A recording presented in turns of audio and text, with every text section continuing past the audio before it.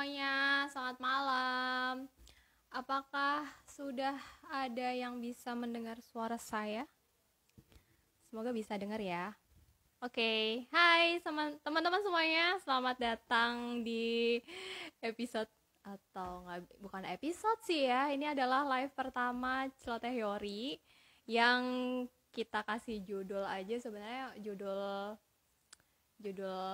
asik-asikan aja sih, obrolan Senin Kamis, karena rencananya aku setiap Senin dan Kamis akan membahas tentang beberapa topik, yaitu tentang toxic relationship dan uh, ranjang pasutri.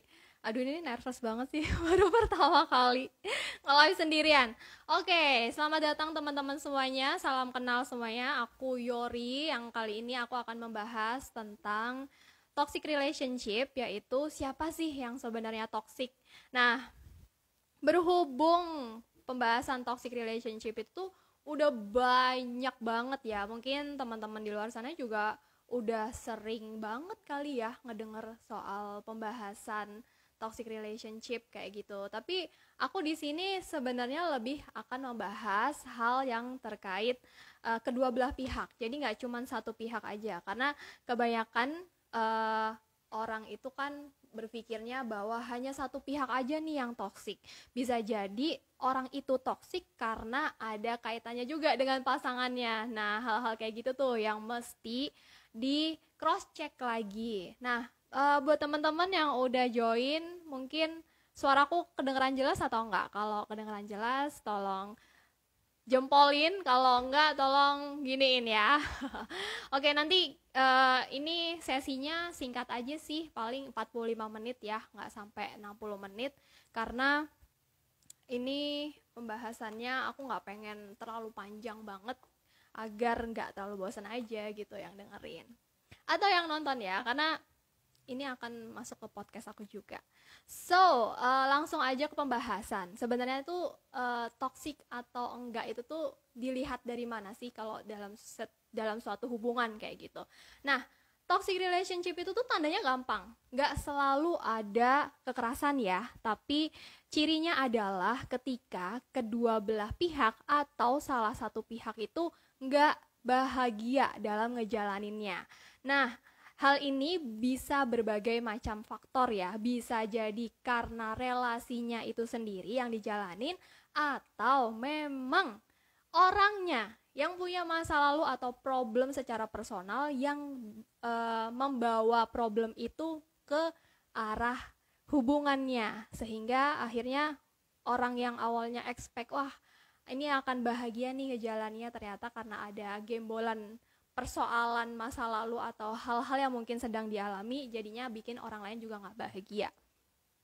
Nah, di situ jadi mudahnya gitu. Nah, ada juga toxic relationship itu ada seseorang yang memaksa orang lain untuk mengikuti cara mainnya atau memaksa pasangan. Jadi sebenarnya pasangan tuh misalnya A dan B ya. Si B itu tuh pengen ke kanan, tapi si A itu memaksa si B untuk ikut dia ke kiri.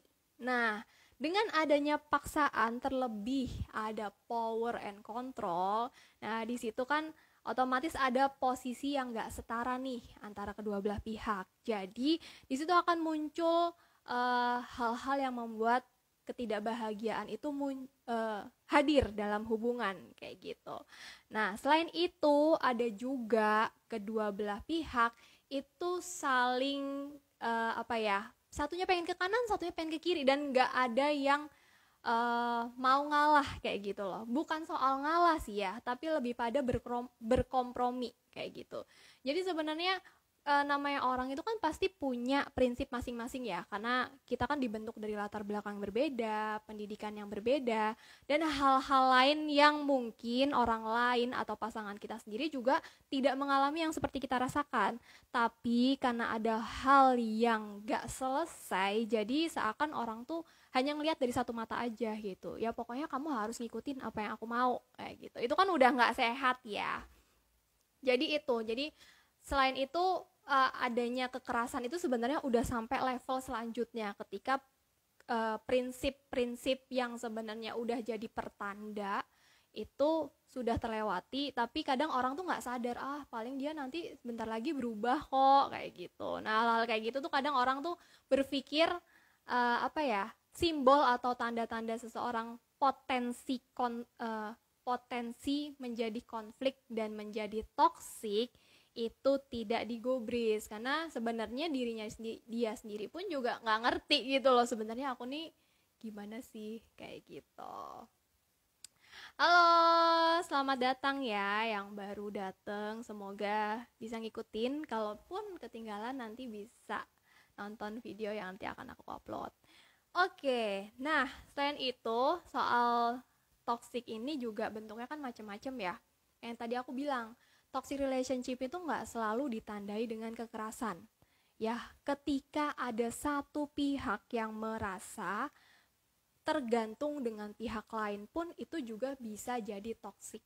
Ya, mungkin teman-teman bingung, kok bisa, bukannya saling ketergantungan itu bagus ya? Tunggu dulu, nggak semua hal yang saling ketergantungan itu bagus. Misalnya ada orang yang di awal itu ngerasa dia independen banget, wah aku kayaknya segala sesuatu tuh bisa aku lakukan sendiri. Nah, tiba-tiba nih dapet nih pasangan yang dia itu segala sesuatunya tuh harus dibantu, terus juga nggak bisa apa-apa sendiri. Nah, ini kan akan jadi potensi konflik kayak gitu loh. Sedangkan dia yang minta bantuan terus dan apa-apa segala sesuatu tuh harus disupport secara sepenuh hati, sepenuh tenaga. Kalau nggak disupport itu jadinya dianggapnya nggak sayang, nggak perhatian. Nah, itu bisa jadi mereka mengalami kondisi codependent atau ketergantungan. Nah, banyak banget hal-hal kayak gini. Biasanya nih aku nggak menggeneralisir ya, biasanya cewek-cewek yang apa-apa tuh minta bantuan dan sebagainya itu dianggap sweet sama cowoknya, padahal itu bisa jadi potensi codependent. Padahal kan namanya segala sesuatu udah dewasa kan, udah ibaratnya namanya juga relasi romantis itu kan kita anggap aja memang dijalankan udah orang dewasa gitu, bukan anak SMP lagi atau anak SD lagi. Nah, jadi ketika dia udah dewasa tapi segala sesuatu harus diturutin, harus diiyain, harus ngikutin dia, keinginan dia. Nah, hal-hal kayak gitu tuh udah jadi pertanda sebenarnya. Tapi karena mungkin lagi cinta-cintanya, lagi sayang-sayangnya, nah hal-hal kayak gitu tuh jadi nggak dianggap pusing kayak gitu loh. Ya bukan dianggap pusing sih ya, tapi nggak terlalu pikirin banget kayak gitu, padahal itu adalah salah satu potensi. Nah, setelah itu ketika ada seseorang yang udah codependent nih misalnya, dan dia ngerasa cuman dia yang bisa ngelindungin atau memberikan perhatian sepenuh hati kayak gitu, itu akan jadinya orang itu jadi terkekang kan pasangannya. Nah, hal-hal kayak gitu. Nah, bisa jadi salah satu di antara kalian nggak sadar kalau sebenarnya papa aku tuh minta bantuan pasangan, jangan-jangan aku sendiri yang toksik nih kayak gitu. Nah, itu adalah salah satu hal yang kadang kita nggak sadar karena kita sendiri juga masih pusing gitu loh sama diri kita sendiri, karena apa yang kita pikirkan, apa yang kita inginkan pun juga masih blur gitu. Kita nggak ngerti ini tujuan hidup kita nih kemana sih.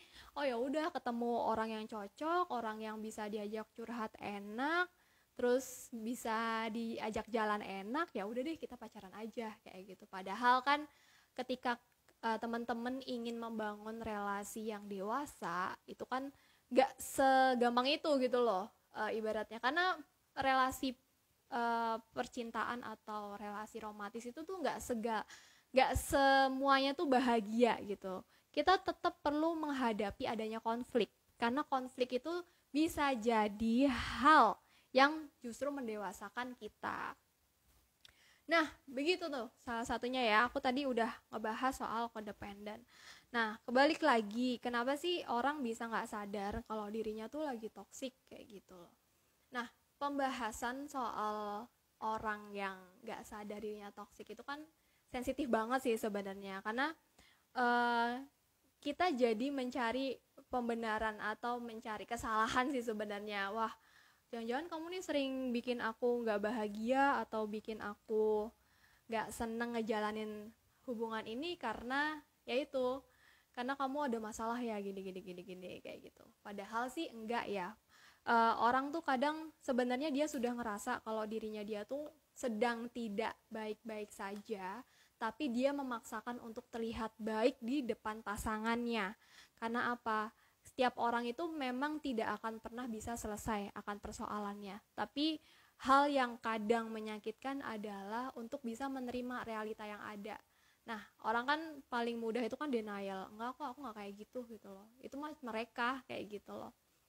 Padahal kita, bahkan aku sekalipun juga pernah punya luka, pernah punya problem-problem yang mungkin seakan tuh rumit banget gitu loh untuk diselesaikan. Tapi itu juga sebenarnya tanda kalau kita tuh manusia kayak gitu.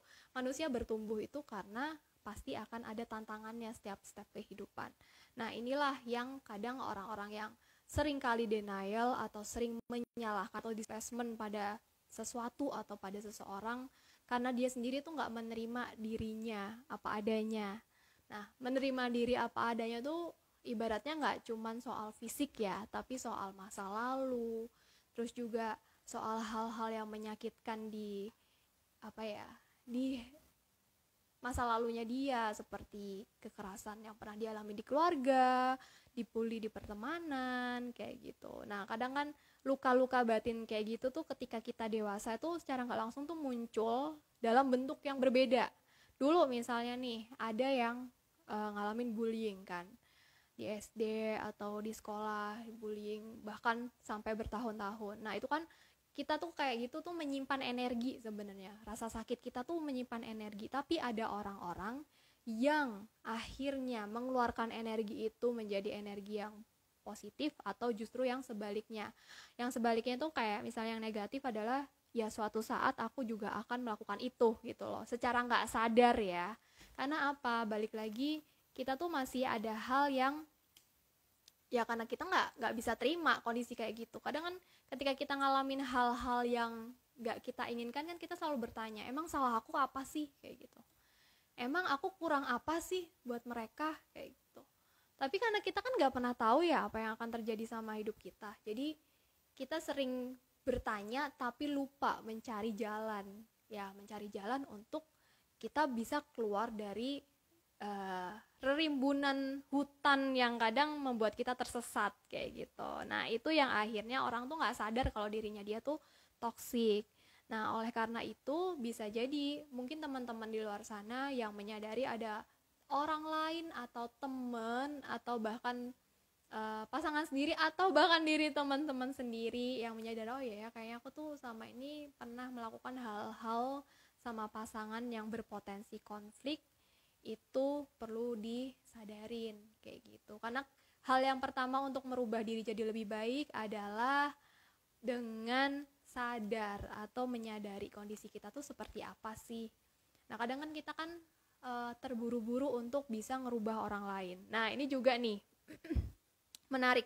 Ada seorang jadi aku cerita ya. Jadi ada orang yang memang berusaha bertahan di situasi toxic relationship karena dia punya keinginan untuk merubah orang lain jadi lebih baik. Nah, hal-hal kayak gini nih, aduh ini nih sebenarnya bagian dari jebakan itu sendiri ya. Karena ada ego yang ikut serta atau ada ego yang ikut ambil peranan terkait hal itu. Karena balik lagi kita nggak bisa ngerubah kondisi orang lain, ngerubah orang terdekat kita sekalipun, karena itu semua tanggung jawab mereka gitu loh. Kita semua tuh punya tanggung jawab personal masing-masing. Kalau orang lain itu masih belum mau untuk berubah, ya mau kita maksa gimana pun ya mereka tidak akan mau berubah kayak gitu loh. Jadi bagi teman-teman yang mungkin masih bertahan dalam kondisi toxic relationship, kalian mungkin awalnya nggak jadi toxic partner karena partner kalian yang toxic, tapi lama-lama kalian juga jadi ikutan toxic loh. Karena balik lagi itu tuh energi tuh tertransfer bagaimanapun gitu loh. Ketika kita punya ambisi atau keinginan yang sebenarnya udah nggak realistis tapi tetap dipaksain, itu kan akhirnya kayak menyakiti diri sendiri gitu loh. Nah, hal-hal kayak gitu yang kadang yaitu karena atas dasar ya cuma aku aja yang bisa bikin dia jadi lebih baik. Nah, Terus apalagi tuh alasan-alasannya, ya kalau nggak aku siapa lagi. Terus juga kalau ada peran serta dari keluarga besar tuh yang udah iya, sampai ibunya, bapaknya, kakeknya, neneknya udah kayak nitipin dia ke kamu gitu loh. Ya aku udah kadung janji, udah terlanjur janji sama keluarganya untuk jagain dia kayak gitu. Wait, sebentar deh. Dia masih kecil apa udah dewasa? Kayak gitu. Jangan-jangan kamu berkorban untuk dia hanya karena merasa kalau dirimu berharga karena itu. Baik lagi kita nggak bisa ya kayak gitu, karena ya sebenarnya ada sih orang yang menjalani kehidupan kayak gitu, tapi balik lagi itu kan akan berimpact pada kesehatan mentalnya, apalagi bagi relasi yang udah menikah dan punya anak. Nah bahaya banget, banyak pernikahan-pernikahan yang toksik atau toxic marriage itu dia bertahan hanya karena anak, tapi impactnya juga akan ke anak loh. Gimana coba? Ya dong, ketika seseorang bertahan hanya demi anak, sedangkan dianya sendiri aja nggak bahagia kayak gitu loh. Ya otomatis anak pun juga akan menyerap energi ketidakbahagiaan salah satu orang tuanya. Nah hal-hal kayak gitu tuh yang kadang orang tuh jadi salah berpikir gitu. Ya balik lagi kita juga nggak pengen ya namanya pernikahan ketika ada masalah, ketika ada sesuatu hal yang rumit langsung berpikiran berpisah, ya nggak bisa gitu loh. Tapi kan balik lagi, ini keinginan dua belah pihak itu masih saling sevisi misi atau enggak kayak gitu. Karena kan kadang kan hanya salah satu pihak aja yang ingin bertahan, tapi yang lain tuh udah kayak ya udahlah terserah kamu aja lah kayak gitu, terserah lo aja deh mau gimana kayak gitu.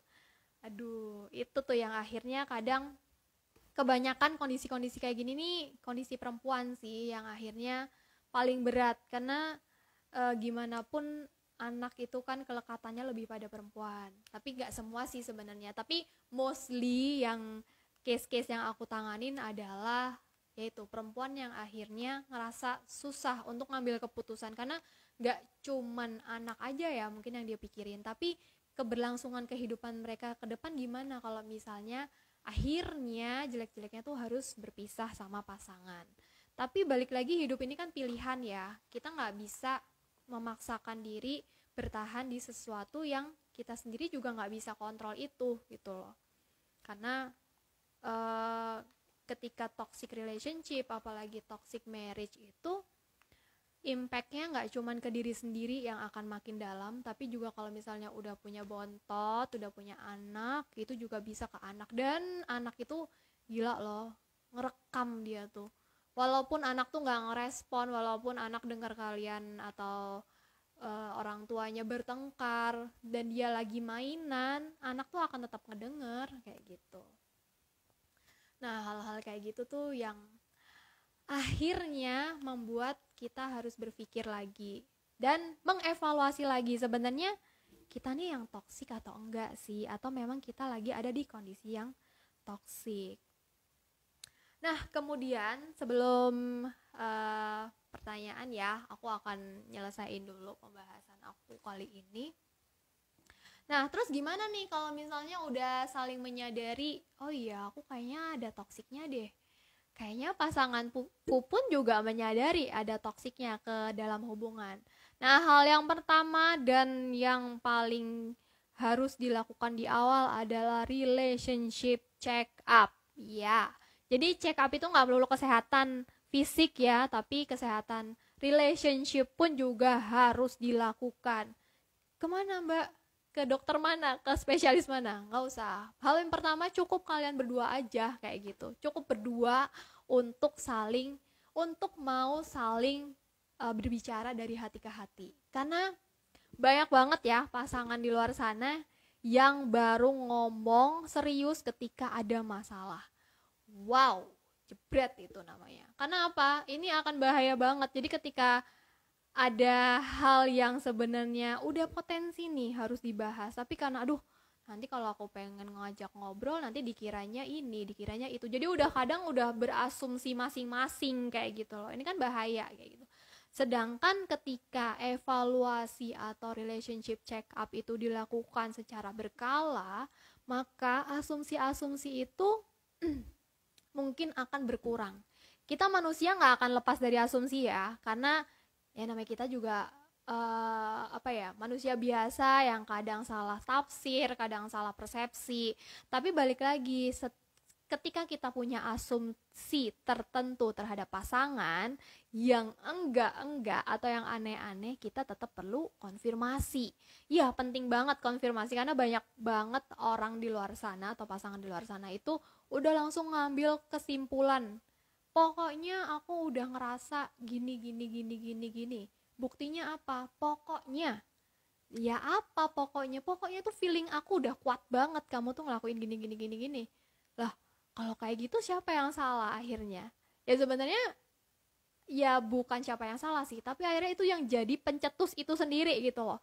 Yang tadinya pengen jawab A karena asumsinya macem-macem sampai A B C D E F G kayak gitu. Nah, hal-hal kayak gitu yang perlu disadari bahwa bicara atau ngobrol atau diskusi itu adalah sesuatu yang wajar gitu loh. Dibuat wajar kayak gitu loh. Karena sebenarnya itu adalah hal untuk memfilter asumsi-asumsi jelek kita terhadap pasangan. Karena asumsi jelek itu kan kadang kita nggak pernah tahu ya munculnya gimana ya, tiba-tiba aja. Misalnya pasangan kok sering main HP mulu ya kalau lagi jalan sama kita kayak gitu. Kok tiba-tiba kok ngomongnya ketus ya. Terus apalagi tuh? Kok tiba-tiba pakai parfum, biasanya nggak pernah pakai parfum kayak gitu. Nah, hal-hal kayak gitu kan kita langsung ambil sebentar ada apa ya?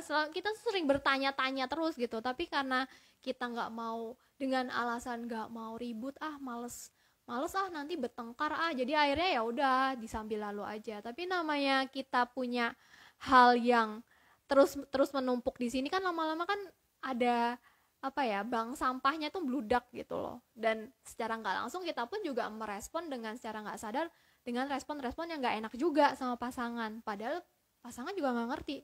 Loh, kok gini sih? Kok gitu sih? Nah, karena kedua belah pihak nggak mau atau nggak punya kebiasaan untuk mengkonfirmasi asumsi, jadinya jeder.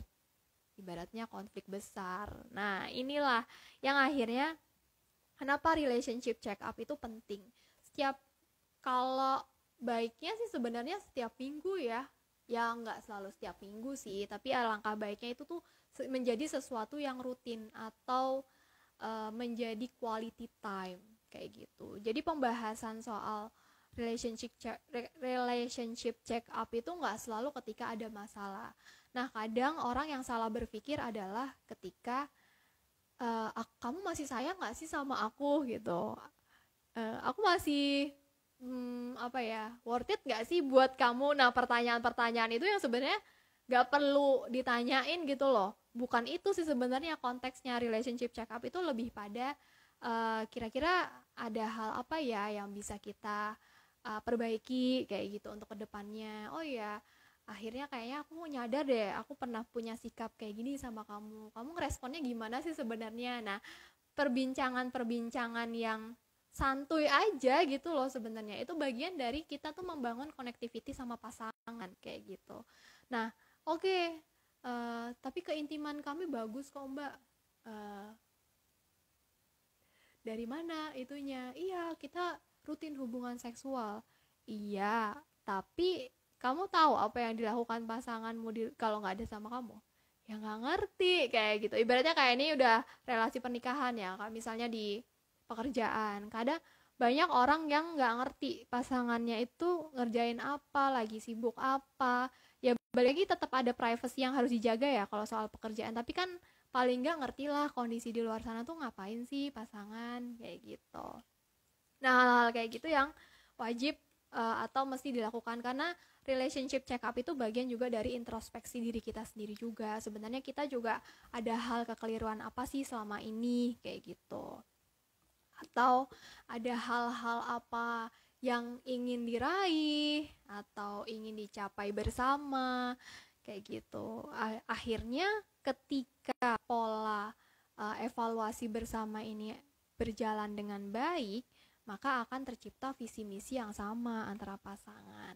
Nah, kalau ditanya siapa sih yang toksik? Nah, kalau udah sering melakukan evaluasi bersama atau relationship check up, maka ya akhirnya nggak ada kayak gitu, karena saling menumbuhkan satu sama lain kayak gitu loh.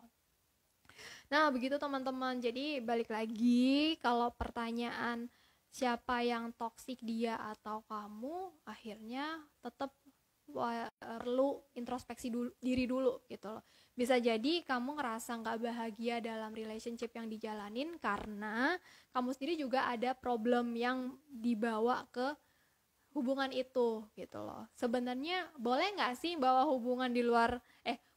masalah di luar hubungan ke dalam hubungan? Ya nggak apa-apa, tapi bukan masalahnya ya, tapi lebih pada menjadi teman diskusi atau menjadi partner untuk bisa bantu mikir bareng kayak. Tapi tetap balik lagi, eksekusinya ada di diri kamu sendiri, karena kita nggak bisa selalu tergantung sama pasangan. Ya biar nanti dia aja yang maju, soalnya dia gini.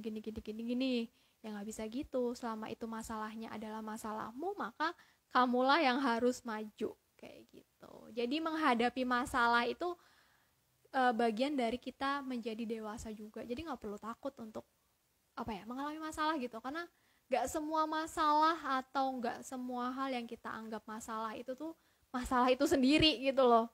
Jadi bingung kan? Ya hal-hal kayak gitu. Jadi dibikin santuy aja kayak gitu. Ini ada pertanyaan nih dari Mbak Andrea Nint. Kak, kalau seorang udah sadar berada di hubungan toksik tapi nggak bisa keluar, itu kenapa ya? Nah, itu tuh tadi udah sempat aku bahas. Jadi banyak faktor, ada yang memang udah saling ketergantungan satu sama lain, atau memang dia sendiri juga punya ekspektasi tertentu dalam hubungan itu. Karena balik lagi, dalam setiap relasi itu kan ada ekspektasi-ekspektasi yang ingin dicapai ya, tapi ketika ekspektasi itu nggak bisa sesuai dengan, atau memang benar-benar udah nggak bisa dicapai, ya kenapa harus dipaksakan.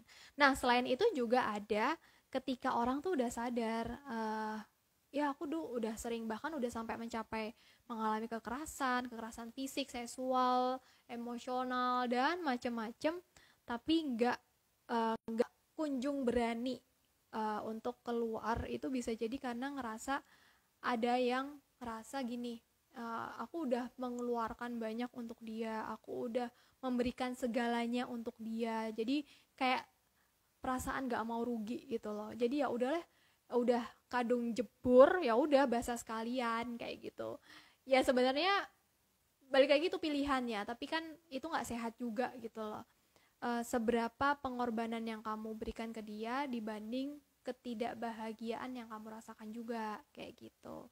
Nah, selain itu juga ada yang nggak mau mengulang lagi proses hubungan atau relationship dengan orang yang baru, karena kadang udah ngerasa pasti nanti kalau ketemu orang baru pasti akan mengalami sakit yang sama, jadi ya udah ngapain ketemu orang yang akhirnya akan nyakitin kita lagi. Nah, ini hati-hati, ini udah masuk pada belief ya, atau kepercayaan, karena apa yang dia lihat dan dia pikirkan terus-menerus itu kan akan lama-lama jadi belief atau jadi keyakinan. Jadi akhirnya ketika misalnya nih, banyak mereka yang dulu mengalami kekerasan ketika masa kecil, terus punya isu tertentu pada orang lain, misalnya pada laki-laki atau mungkin juga ada pada perempuan, terus dia ngerasa paling cewek itu juga sama aja kok, laki-laki juga sama aja kok. Padahal kan iya sih, secara jenis kelamin iya sama, tapi kan orang kan balik lagi beda-beda gitu loh, jadi nggak bisa langsung digeneralisir. Nah, hal-hal kayak gitu kan akhirnya kan cognitive distortion ya namanya, jadi akhirnya jadi kayak bingung sendiri gitu, dan nggak ngerti ini mau kemana arahnya. Ya siapa sih yang nggak mau bahagia gitu loh dalam relationship, tapi kan kebahagiaan itu kan harus diperjuangkan, apalagi kalau udah tahu relasinya nggak bahagia dan dipaksakan untuk jadi bahagia. berarti yang keliru siapa, kayak gitu. Itu ada pertanyaan simpel aja sih akhirnya. Tapi kalau begitu, kita sebagai orang lain atau sebagai teman atau sebagai sahabat, keluarga, kita balik lagi, kita tidak bisa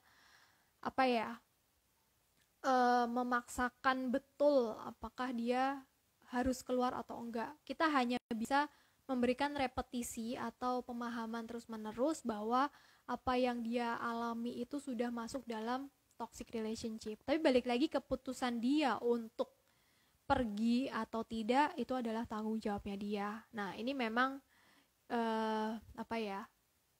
memang sensitif banget sih sebenarnya. Ya ibaratnya ya udah tahu orang yang deket banget atau sahabat kita atau keluarga kita punya pasangan yang sering mukul atau sering emosional, banting-banting barang sebagai kalau lagi marah.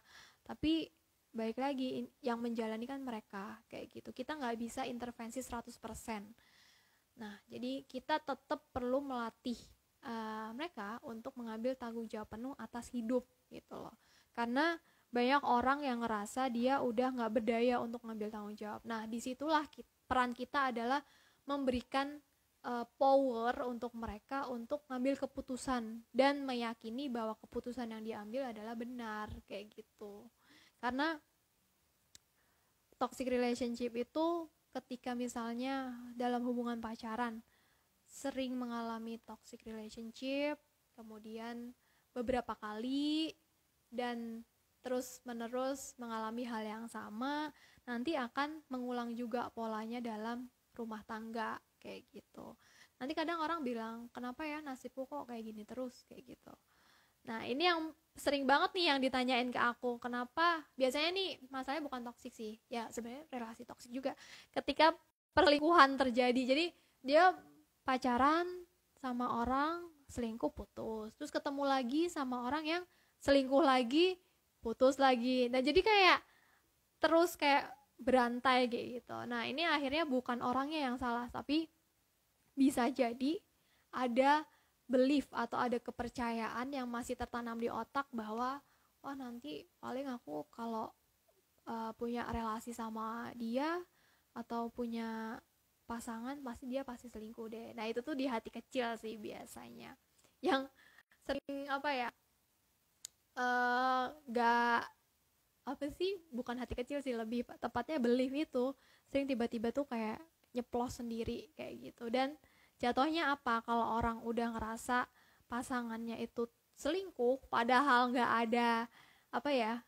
ada faktanya kalau dia selingkuh, itu akan jadi apa? Akan jadi posesif kayak gitu, akan jadi ngekang, akan jadi segala sesuatunya justru bikin pasangan gak nyaman, dan justru pasangan ya karena gak nyaman itu yang akhirnya selingkuh kayak gitu. Nah, kebanyakan sih kejadiannya kayak gitu. Oke teman-teman, ini udah 30 menit lebih ya. Terima kasih banget yang udah ngikutin dari awal sampai sekarang. Atau mungkin ada teman-teman yang masih ada pertanyaan, sok mangga. Karena aku memang gak terlalu lama-lama banget sih, karena biar lebih fokus aja. Nah, ini nanti ke depan juga akan ada rutin sharing kayak gini atau ngobrol santuy kayak gini soal relationship dan seks. Nanti teman-teman kalau misalnya ada pengen ngebahas, Mayuri pengen bahas ini dong, oke. Nanti bisa aku pertimbangkan ya selama temanya masuk kayak gitu. Tapi gak menutup kemungkinan kalau teman-teman misalnya pengen sharing atau pengen cerita-cerita santuy aja gitu loh, bisa DM aku boleh. Atau nanti kalau misalnya ada pertanyaan-pertanyaan di story aku, nanti bisa diikuti jawabin juga boleh. Atau terserah teman-teman deh mau ngapain gitu loh. Yang penting kita happy-happy aja, oke? Oke, gitu dulu ya teman-teman. Terima kasih yang udah ngikutin IG Live Cowok Teh Yori ini di episode pertama obrolan Senin Kemis yang nantinya insya Allah akan berkelanjutan ya. Doain aja. Semoga apa yang aku sharingin bermanfaat. Terima kasih dan see you. Bye.